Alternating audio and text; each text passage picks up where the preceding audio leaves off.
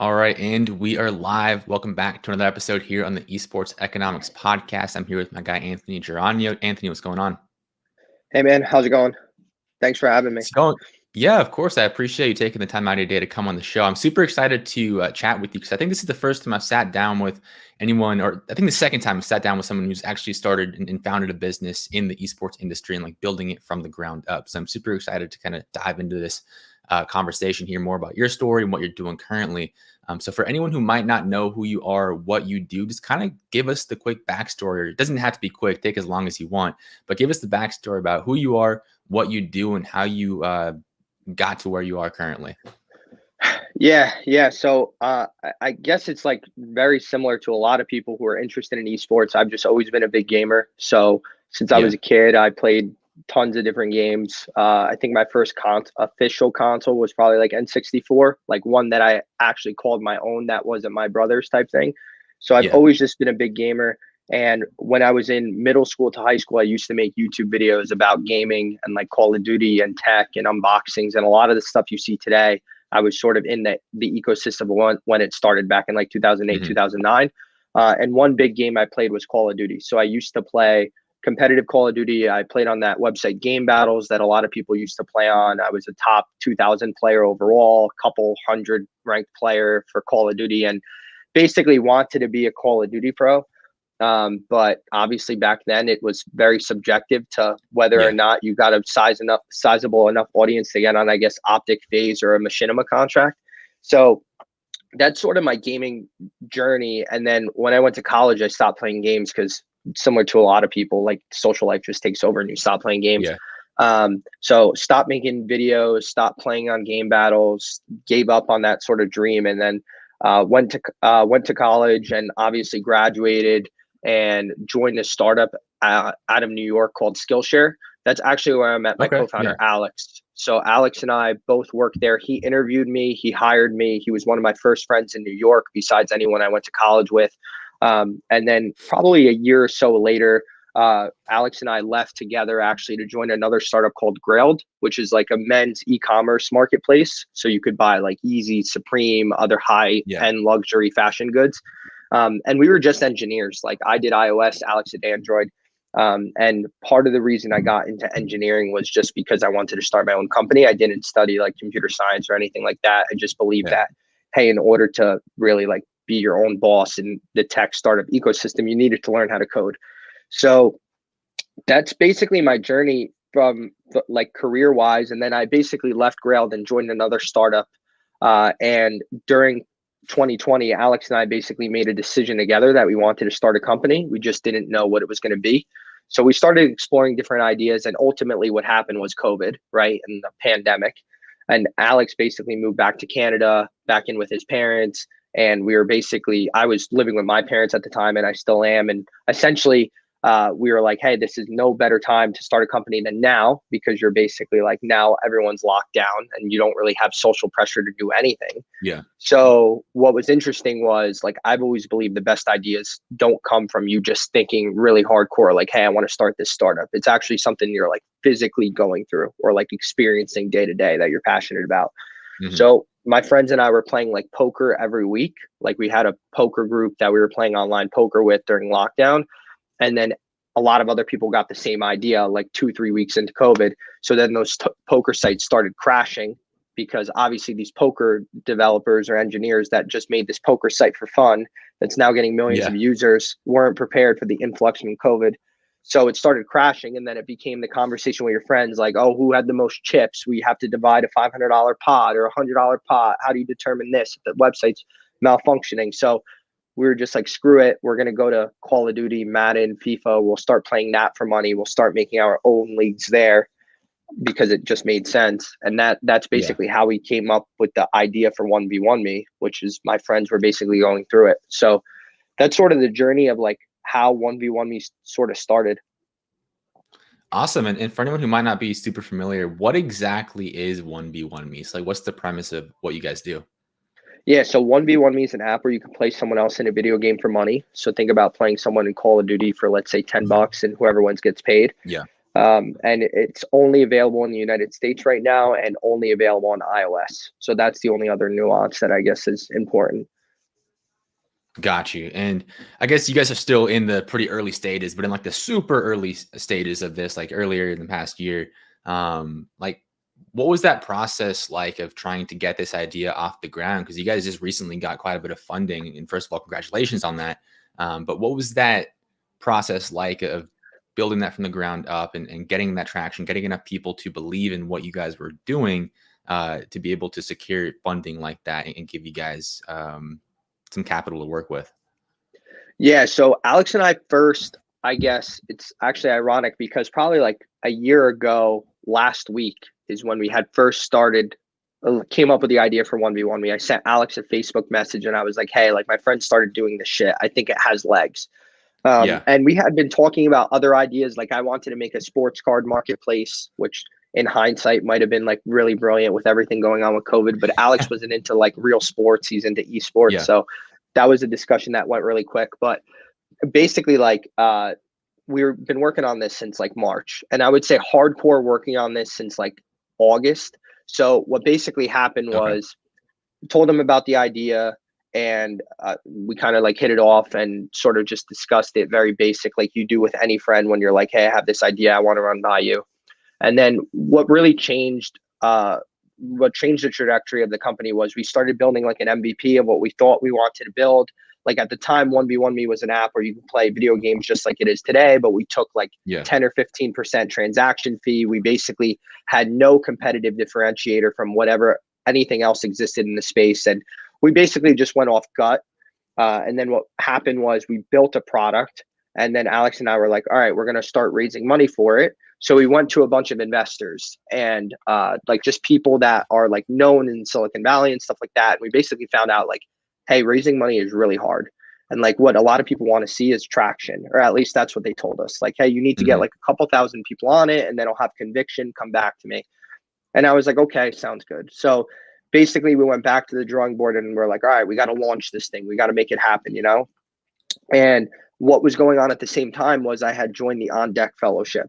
So the On Deck Fellowship is very similar to Y Combinator. It's a 10-week Okay. program Yeah. where you basically join it and then they help you out with startups and starting a business and all those fundamentals on like tech, right? But what's Yeah. different about On Deck is they don't actually take a percentage in your company.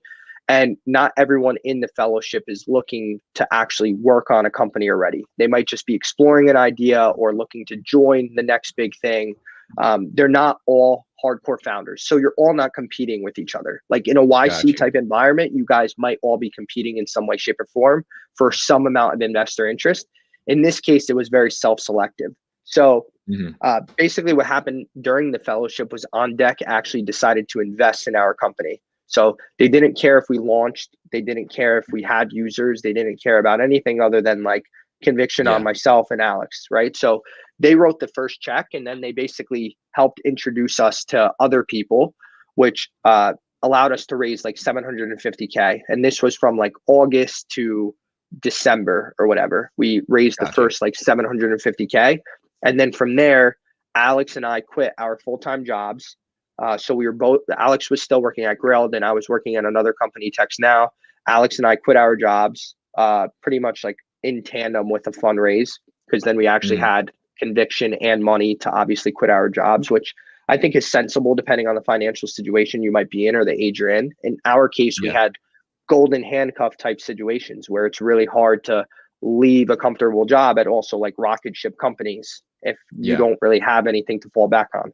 So we basically quit, but at the same time, I had two other engineers that had been also working on 1v1me with us from like the very beginning that were also working at the company I was currently at as well. So they also Hmm. were able to quit their jobs too. So basically, four of us quit, went full time, and then we refleshed out the whole product. Like we started talking to customers and different people that were actually going to use it. And we further honed in on the initial investor concerns, which were how is this different than anything else that exists today? Right. So Yeah. it basically made us go back to the drawing board a bit. and we wound up raising like another $1.25 million probably like a month or so ago. So in total we raised 2 million. But then also what happened was like on March 11th or a couple of weeks ago, we actually launched the app. So it's finally live on the App Store. You can actually download it. It is invite only. So in order to get in, you need an invite code, very similar to the Clubhouse approach. And Yeah. you'll get invite code by working with some of the content creators that we're working with. So that's basically how you would get it. You'd already be a fan of that content creator. But yeah, that's basically it. Awesome. And when you guys, you had mentioned you guys kind of went back to the drawing board, had to make some changes. What were those changes, and like how are you guys separating yourself as much as you're willing to share? Of course, don't feel like you have to give away everything, but like as much as you're willing to share, what sort of changes do you guys make, and how did you guys come to those conclusions that okay, this is a change that we need to make? Yeah, it's a great question. So a lot of it came from actually talking to people in the space and getting more Yeah. awareness about what was already happening. Like, what are the problems, right? So everyone knows that Warzone is heavily infested with cheaters, right? So if we're going to support Call of Yeah. Duty, or we're going to support an app where you can play video games for money, like security and like privacy has to be important, right? So we went an extra mile, and there was also like discussion about underage gambling and how there's like Fortnite platforms out there where underage kids are basically gambling. So we Yeah. had to do some different discovery around like, okay, how can we make 1v1 me different? Like, what are some fundamentals on security we can do? So we do things like verifying your identity. We use your bank account as your source of funding. We don't use like Bitcoin or PayPal. Not that there's anything wrong with those services, but Yeah. they don't solve the smurfing issue, which is like, how can you make another account on 1v1 me, pretend to be someone else, and then pretend you're worse than you actually are and take people's money like unfairly. So we went the extra mile and thought through like, okay, we use Apple sign in order for you to make an account. We don't use Facebook, Google, or any of that. Again, not that there's anything wrong with it, but it's really hard to make another account on your iPhone if it's tied to your iCloud. You're not going to want to delete all your information on your phone. So that's the way you get in. And then how you deposit money is you link your bank account, and then you verify your name, your address, all that sort of information, so that if we do ban you, if you're caught cheating or hacking, you can't ever come back. So we did a lot of work on like cheating and trust and community. So those are a lot of our differentiating factors right there. And then also down to the business model. So we kept hearing the same things over and over again. Like, I don't play on these platforms where you can play video games for money because they take 10 to 20% fees. So we were like, oh, damn, like we also take 10 to 20% fees. Maybe there's a bigger market to do sort of what Robinhood did, which is make like free stock trading for free esports wagering. So we decided to then make the business model decision of taking no fees and figuring out monetization much later down the road, which we have plans for, but not something I'd like to share. But those are some of the things we thought about, and that's basically a lot of the things we did. Yeah, that makes a lot of sense. Like the thing that stands out to me is that, I mean, you guys just listened. Like you heard people complaining, hey, 10 to 20% fees, kind of a deal breaker. I don't really fit, it kind of keeps me from participating in these wagering platforms. Cool. So we're going to make it so it's not that. And it seems super common sense, but a lot of just finding that product market fit is just listening to your audience and finding what problems they're having and just making sure your product is a solution to that problem. So I appreciate you sharing that. And you had mentioned earlier when you're talking about On Deck in those sort of earlier days that they had chosen to invest in you guys without that sort of proven traction. And I'm curious, what was it, or do you know, that made them want to pull the trigger and invest in you guys so early on? It's actually a pretty funny story. So On Deck has these different sessions that they run where it's sort of like, think of it like a virtual happy hour, like despite the alcohol, depending on if you're 21 or not, obviously. Yeah. Except I hate myself for saying that. But like, I feel like just because this is live type thing, but so they have these virtual happy hours, and there were initially supposed to be like 6 or 8 people in one of these, right? With me, and there's like hundreds of people in the fellowship, but they had a specific one that was with a person that was affiliated with On Deck, like actually worked for the startup or was like a part of the core team. So you would be placed with someone on the team. In this case, I was placed with someone named Vikram, and there were supposed to be like 8 other people joined. And what basically happened was it was just me, Vikram, and one other guy. I think his name was Zach. But whatever the case may be, all the other people didn't show up. And Zach had already been through startups and different programs, and he Yeah. was way more experienced than I had ever been. So a lot of the focus was on like actually like me, once we cut the bullshit out with like getting to know us three and stuff like that. And it basically turned into, oh, Anthony, what are you working on? Like, where are you at in the journey? And basically Vikram was obviously listening, being a part of On Deck, and Hmm. he was confidentially like involved in the fund that they were planning to raise money in startups. So he heard a lot of like the vulnerabilities I was talking to him about, like, hey, like how I went to investors and got turned down initially. Hey, how I'm not very well connected, how I had found out about On Deck just through a friend who was very well Yeah. connected, which is why I joined the fellowship. And me just telling him about how, yeah, I need traction, but I'm working a full-time job. I'm working till 4 a.m. So I think it was just about me getting very lucky and meeting him, right place, right time, right circumstances for 7 other people not showing up or whatever the case may be. And then Yeah.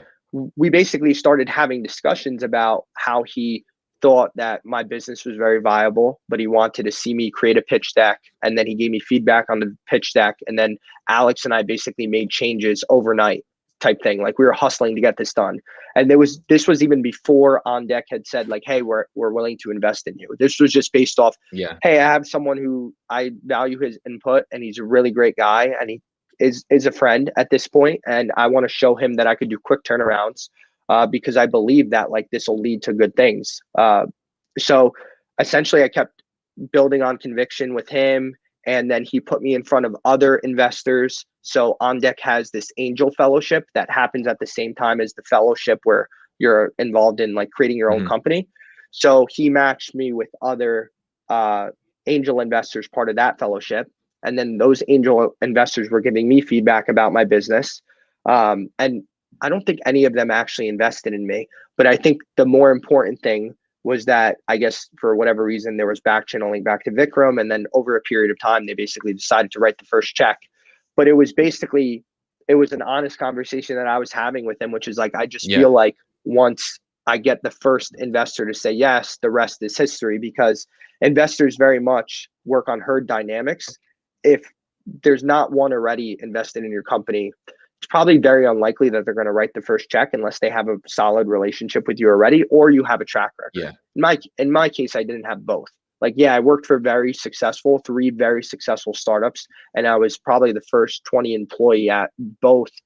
I guess like first 50 guaranteed at Skillshare, first 50 guaranteed Yeah. at Grailed for sure. So that obviously helps a lot. And I would say I'm probably guaranteed earlier than that, but who knows how many people came and gone before I joined and the company found success, right? So I Hmm. would say I would say that what's more important is that I was just having an honest conversation with him, said I wanted someone to be able to write the first check at some point, and then he was just over Slack, like, how about we be the first? And that was basically it. So it's a funny story just because of a lot of the circumstances, but I would say what's more important is that they definitely were willing to stick their neck out for me. And we were one of the first companies they actually ever invested in. That's awesome. Yeah, that says a lot about what you guys are doing. And I think it also says a lot about the importance of relationships. Like that first relationship and that first person believing in you can kind of snowball into multiple investors and kind of what you guys Yep. have now, which is amazing. And I know you guys are working with a lot of like content creators in the esports space. So I'm curious on your perspective. Um, how did you guys go about that process of deciding what content creators to work with? Yeah, so fundamentally, because of my background in content creation, like before this whole creator economy and all this other stuff, buzzwords that you see, Yeah. I always believe that like creators should invest in startups. And I actually had an idea not too, like when I say not too long ago, I had an idea when I was in college of building a platform where you could invest in like content creators, which is now like BitClout or whatever else that exists now today. But I would say like a lot of the things that are coming true today were a lot of the theses I had with starting 1v1 me. Mhm. And when I had first told people or told investors like, yeah, I want to get content creators to invest in 1v1 me, obviously it's a golden egg, but people pretty much brushed it off. Yeah. But I would say that like I kept going to bat with it. And I had tried to talk to a lot of the top gamers, and basically like for whatever reason, people talk about their like content creators investing in startups. It's actually really difficult because a lot of them don't actually understand like how does this equity situation work, and if they Yeah. have agents because they're really big, like the agents obviously aren't going to be able to get paid if they're just investing in a startup where the equity situation might not work out for 10, 15, 20 years, if anything. So a lot Yeah. of the times the agents might block the deal or might not even have you talk to the content creator. So on the investment side, it's pretty simple. We raised the first 750K. And I think for whatever reason, something was happening on Twitter. I forget like what happened, but ultimately like this talent agency reached out to me. And you start to get jaded by a bunch of DMs that you get sent from people, especially when you're starting Yeah. something. It's like everyone wants to reach out to you when you raise money, when you get an article on TechCrunch, Business Insider, whatever. It sucks, but it is what it is, right? So they Yeah. had reached out to me. They're like, "Hey, we're talent managers. We rep these gamers, whatever." And I was like, "All right, cut through the fluff. Forget this like 3-paragraph essay that they wrote me on Twitter. Like, do you work with any Call of Duty content creators? Because that's the only game we're supporting right now." So Yeah. and then they were like, "Yeah, we work with Noisy Butters, J God, all these people." And I was like, "All right, well, I fucking watch their content and they're awesome. So like, let's have a conversation." And initially I Hmm. thought the conversation was going to be more or less like, "All right, this is how much you need to pay to work with them," like very transactional. And the Yeah. conversation actually became like me vibing with, they're called Up North Talent. Cody and Cole Hawk run it, and they're brothers. And basically they Hmm. also invest in startups. So they basically got Noisy Butters to invest in 1v1 Me because Noisy Butters reps or is rep by their talent management firm, and then they also invested in us. So that's basically how that situation had started, and then Got you. so that was the first set of content creators, and then we got Anbox to invest in us, which owns the New York City Subliners, or Anbox Yeah. comes out of the New York City Subliners, or whatever the semantics are there. And how we met them was through another one of our investors, Ali Hamid.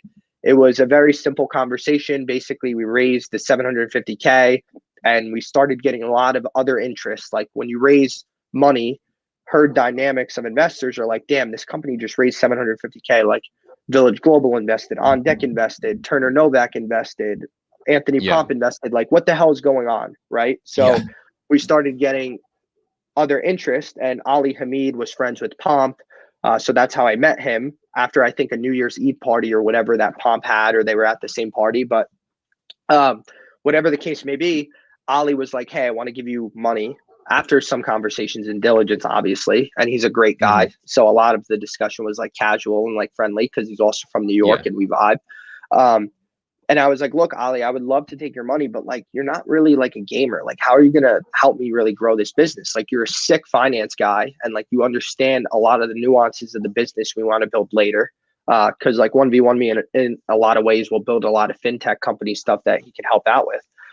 But like, I want to like meet more people. Like, if you can help me put together a round of really strategic people, like I'm down. And then he was best friends with the guy that started Anbox. So basically, it was pretty simple introduction for how I met them. And Rohit and the guys over at Ambox and all the people there were awesome. Like, I met Rohit and we hit it off, and he basically built conviction. And it's been great meeting a lot of the other people there. So yeah, that's how we got some investors on the content creation side.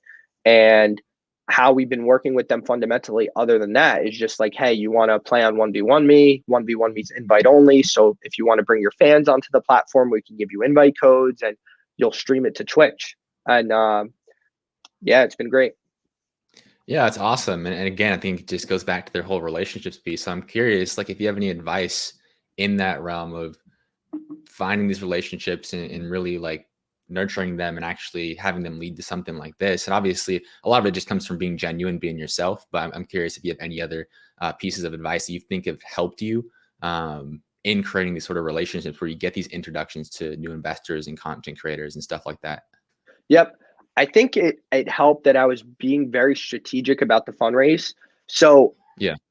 for whatever reason, like, we were able to get On Deck to say yes, and then Village Global said yes right after because On Deck is affiliated with Village Global and vice versa. But we were able to raise like 300K or whatever, and it put us in a pretty good situation, right? So we only have to get another 450 or whatever the math is on that because it's Friday at 6 o'clock. But it was pretty like understandable of how we can get to that point.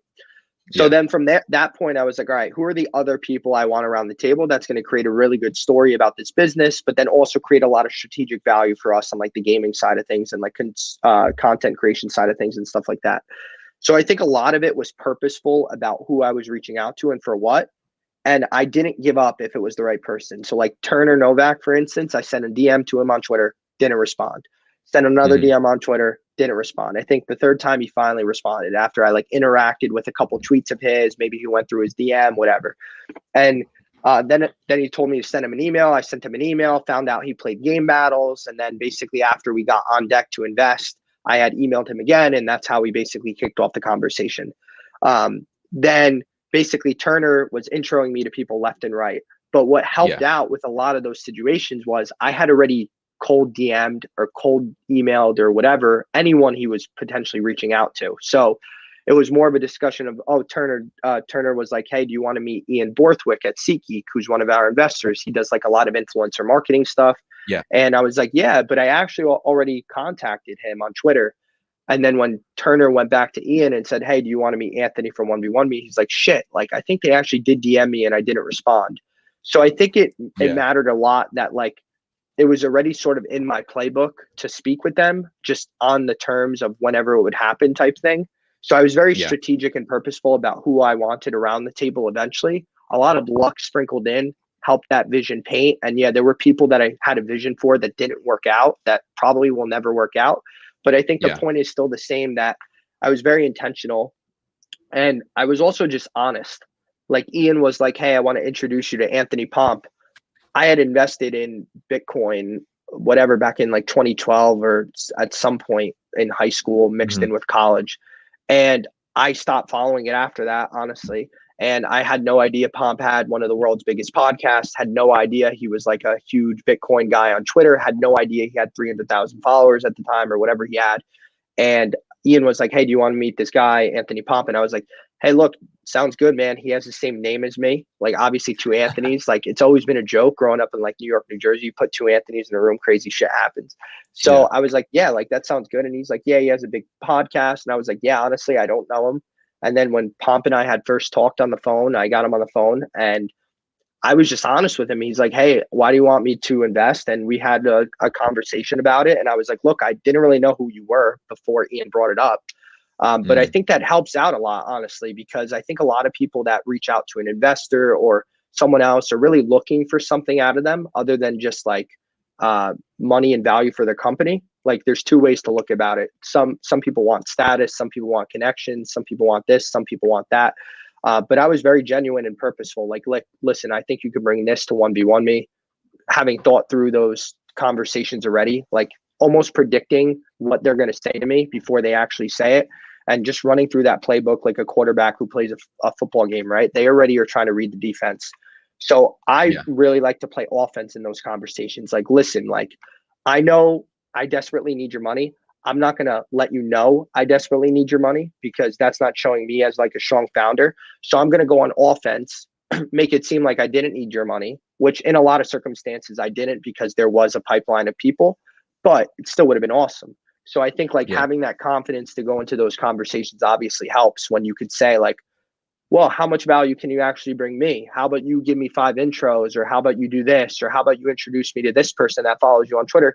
And then we'll talk about signing a contract for you to invest. So I think a lot of founders are hesitant to actually put an investor in a corner. A lot of investors like to put founders in a corner. But look, we turned down multiple term sheets. We turned down a lot of different people. I'm very fortunate. Alex is very fortunate to be in the same situation where we were able to do that. Not a lot of founders are, but I think that like being strategic is way more important because not all money is good money, honestly. So I think like we have a lot of people around the table now that I respect, that I love a lot, and that I really feel would go to bat for us. And if 1v1me doesn't work out, I can at least say like they won't be disappointed in me personally as a person. They'll know I went to war for it. They know I'll be honest about it. And that matters way more. So I think that like we're still going to build a really big business, and it's going to help. Having a lot of the great people around us helps us build a really great business. But I think being honest about who you have in your corner is way more important. Love that. And was that confidence something that you kind of always just had? It was natural to you, or was it something you built over time? Built over time. Like I would say I've always been, ever since college, like after college, I grew a lot of confidence in my career. I would say like middle school and high school did not have confidence, cared about what other people thought about me, all that kind of shit, right? And then college, I got Yeah. stuck in a room with like 7 other dudes with the confidence of a freaking bull, where it was like no one can stop me. I'm the man type situation. And it caused me honestly to break out of my shell, because they were like, no, you have to go out tonight. No, we're hitting the Yeah. club tonight. No, we're doing this. Like, there's no excuse, because fundamentally, I've always been a pretty cool guy to hang around. I've just been shy.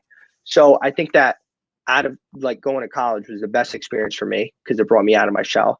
And then basically what kicked it in the ass for me with 1v1 me was when we first talked to investors, and they're like, you need traction, you need to launch. Like, we don't have conviction, like all this other shit.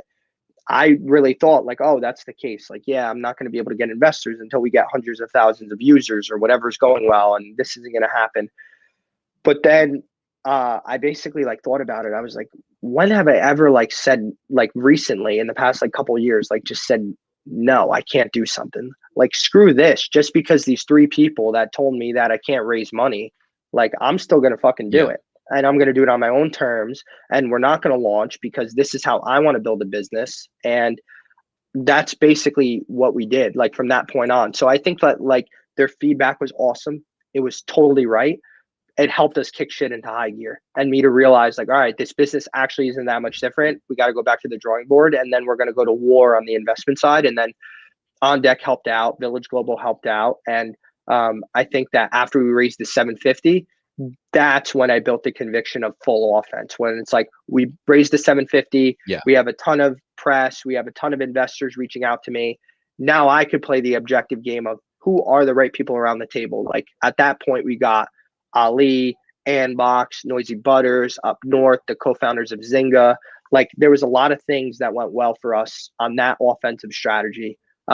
That's when the confidence really kicked in. Like, damn, like we raised the first 750. Now other investors want to give us money. We just turned down $2 million. We turned down $3 million.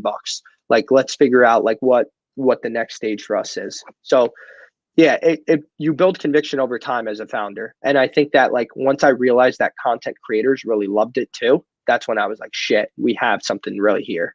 So yeah, it doesn't Gotcha. happen Now overnight. that makes Yeah, no, that makes a lot of sense. And one last topic I want to dive into before we start to wrap it up is the whole concept of reaching out to people, because you had to reach out to a lot of people early on, and now people are reaching out to you since you guys kind of had that press release and you guys have raised quite a bit of money. What would you say are some like do's and don'ts of the cold outreach? Because I know a lot of people go about it the wrong way. Like you mentioned earlier, the walls of text and just messages that don't quite hit the mark. So what have you learned about that process over your time kind of building this?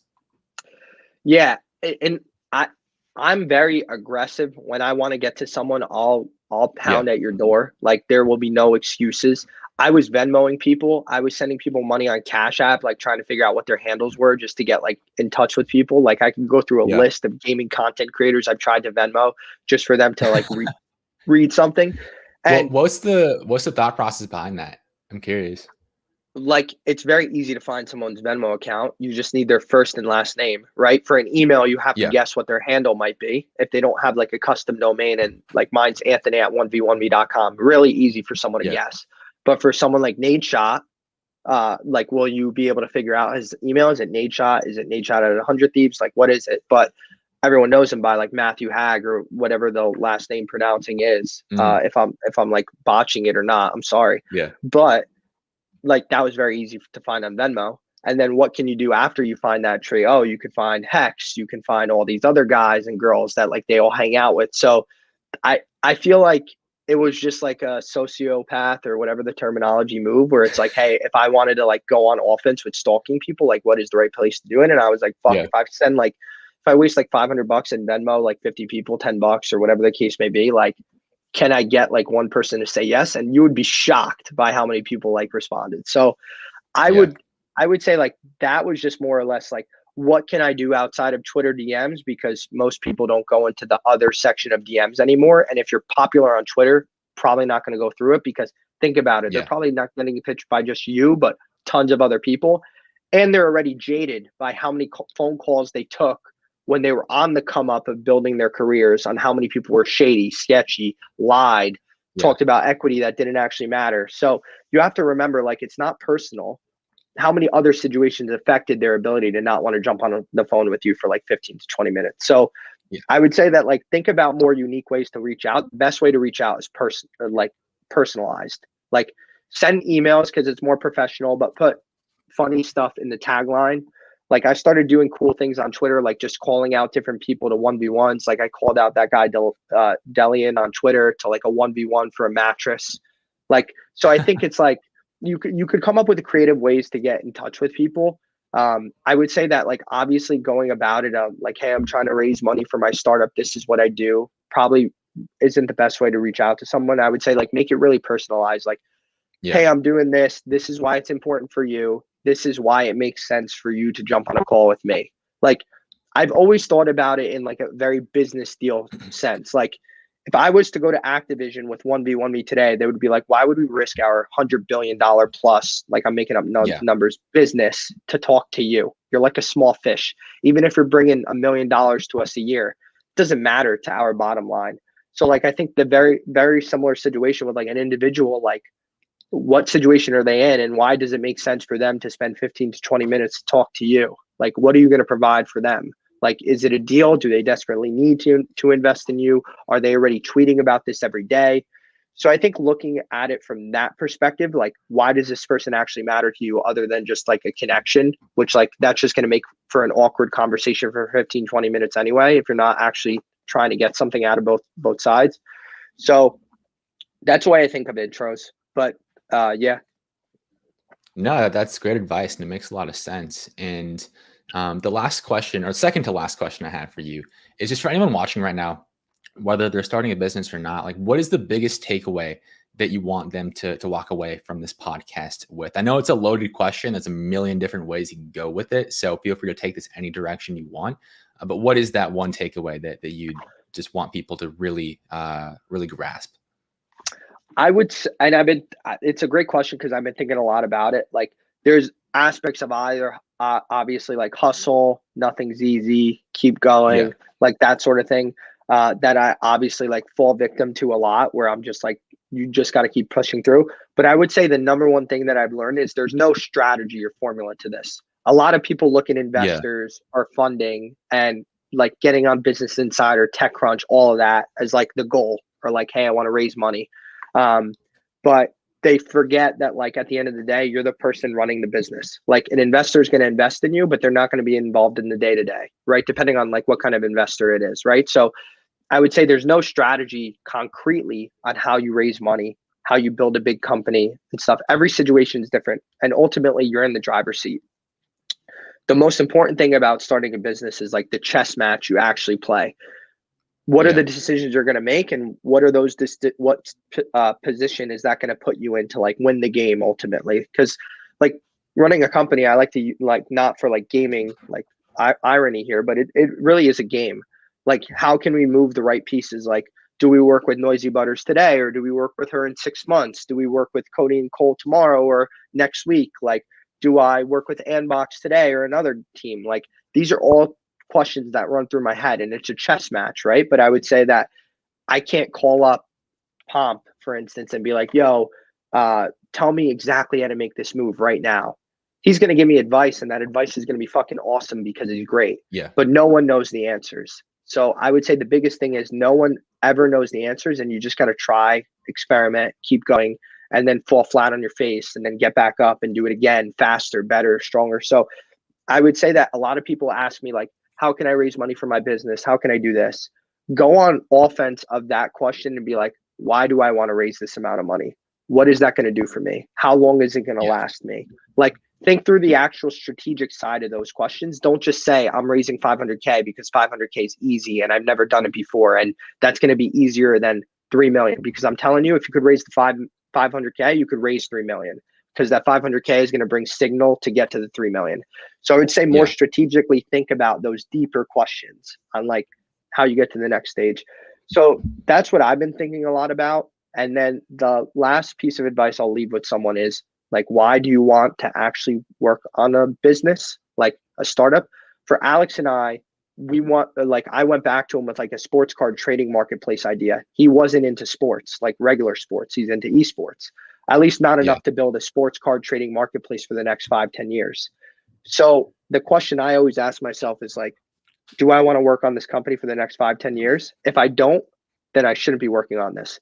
There were so many different things that I tried to build where we would launch it and then everyone would lose passion for it once people stopped using it, or once retention wasn't there, or once it didn't get on TechCrunch, like all this other artificial bullshit that doesn't really matter at the end of the day, right? So I would say the main question we asked ourselves for 1v1 Me is like, will we work on this for the next 5-10 years if we had the opportunity to do so? Like, will we wake up every day being excited about it? And the answer was yes. I think if you can't build a conviction for at least a 5-year passion for this or this space, or you don't see it growing, don't work on it, because you're probably not going to want to work on it in 2 years and you're going to get burned out. And once you get 10 investors to say no to you, or maybe even one, you're going to think the idea is shit. So I think that like you really need to be passionate about it. You really need to be in it for the right reasons. A lot of people are looking at esports right now and they're like, people are gaming, the market's big, I'm going to make a fantasy sports platform, or I'm going to make this for esports. And you know what's going to happen in a couple of years? They're going to realize they don't actually like gamers, or they're going to talk to content creators, and then the content creators are going to be like, I don't want to work with them. This guy or girl is spilling me bullshit. So I think like work on an industry that you're passionate about. Don't work on an industry just because it's booming in market. A lot of successful entrepreneurs have done that, but they've also probably had a track record or probably have some internal battles with themselves, which they're able to muscle through with that. I can't build something in esports if I don't like content creators. That's just me, because I'll just get annoyed by watching Twitch for the first like minute, right? It's a very acquired thing. So that's the way I look at starting a business, and specifically one in esports. No, I love that. And I can't think of a better way to end off the episode than that. The last question I have for you, though, is do you drink coffee? And if so, how do you drink your coffee? I don't drink coffee. I think I'm already a hyped up person enough. I'd probably have an anxiety attack. So I stay away from that. I feel that. I respect it. I'm very jealous of you. I've been working on getting the caffeine down a little bit, but it's been quite the battle. But no, that's a good answer. Probably the right way to go, to be honest. I don't think there's any right and wrong answer. I actually just got like Control. I'm not drinking it right now. Okay. But yeah. This is like a Cody and Cole just invested in it from up north, so they introduced me to it. So maybe we should get paid for this episode, but that's basically it. I just do protein. I think no Skylar coffee. follows me on Twitter, so I can just tag him in the episode and see if you should a check. Yeah, be like, yo, you owe me. No, in all seriousness, it's cool. They actually sent me a bunch of shit, so I technically owe them now. Awesome. Well, Anthony, I appreciate you stopping by. This was a super informative episode for me. I know it was for the audience as well. Before we wrap up, where can everyone keep up with what you're doing and with what 1v1 Me is doing? Yeah, so my Twitter is like right there on the screen. So just at Anthony Geranio, and then 1v1 Me is pretty simple. It's 1v1me.com. And then it's just 1v1 Me on Twitter. Awesome. Well, again, thanks so much for your time, and for everyone else watching all the way till the end, I appreciate you as well. If you're on YouTube, drop a subscription down below, drop the like button down below, and if you're listening on audio, drop a 5-star rating and review. All the things that help the show grow and help us get even more amazing guests on the podcast. And with that, thanks for tuning in, and I will see you in the next episode.